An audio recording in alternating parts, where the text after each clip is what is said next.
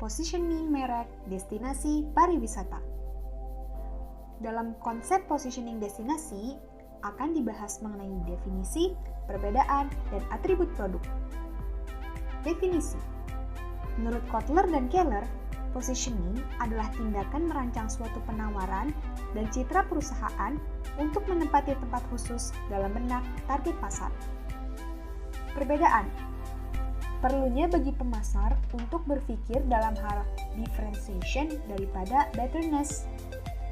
Perbedaan bisa dari sumber daya manusianya, bisa dari distribusi, bisa dari citra, ataupun pelayanan. Diferensiasi sangat penting untuk destinasi wisata. Kemudian yang ketiga ada atribut produk. Atribut produk ini terdiri dari desain, warna, merek, kemasan, label, harga, dan kualitas. Produk yang ideal adalah produk yang memiliki identitas sehingga menentukan dan menguntungkan bagi konsumen, terutama pada atribut produk. Ada yang namanya proses positioning, penyampaian positioning, dan meningkatkan keefektifan positioning. Mari kita bahas satu-satu. Proses positioning. Proses positioning ini terdiri dari identifikasi target market dan konteks pariwisata. Kemudian, identifikasi persaingan dalam destinasi, identifikasi motivasi dan manfaat yang dicari oleh wisatawan, kemudian identifikasi kekuatan dan kelemahan, tentunya identifikasi peluang dan ancaman. Pilih dan implementasikan sesuai posisi pada SWOT.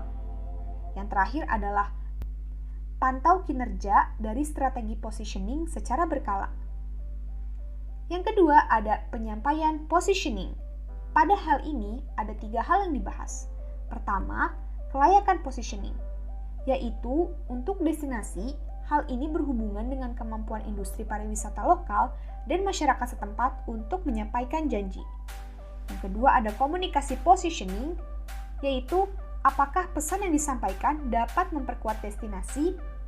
Yang ketiga ada positioning yang sustainable, yaitu kemampuan destinasi untuk memperkuat asosiasi dari waktu ke waktu tergantung pada seberapa baik posisi dapat dipertahankan di persaingan. Yang terakhir adalah meningkatkan keefektifan positioning. Pemahaman dari keuntungan yang dibutuhkan wisatawan dalam persaingan. Kemudian, fokus strategi positioning berdasarkan penentuan atribut. Implementasi untuk mendorong permintaan. Kemudian, penyampaian dan pantauan dari penawaran sesuai posisi SWOT. Ukuran kinerja untuk melihat keefektifan strategi. Yang terakhir adalah riset, untuk tetap mengetahui kebutuhan wisatawan. Dalam elemen positioning destinasi, ada 3 unsur yang sangat penting. Ada nama, simbol, dan slogan. Dalam era persaingan, salah satu yang penting dalam pemasaran adalah menentukan nama produk. Nama terkait pada persepsi konsumen terhadap produk. Contohnya dalam daya tarik wisata, namanya ada Museum Geologi, Farmhouse Lembang, Saung Angklung Ujo, dan sebagainya. Di ekowisata ada Danau Toba, Tangkuban Perahu, Tahura, dan untuk bidang F&B ada Starbucks, Abnormal, dan Dusun Bambu. Simbol. Sebuah simbol atau logo dapat membantu untuk mengidentifikasikan merek dengan kelas produk serta mencerminkan kepribadian merek. Simbol ini dapat berupa bentuk, dapat berupa gambar, dapat berupa angka, dan lain-lain.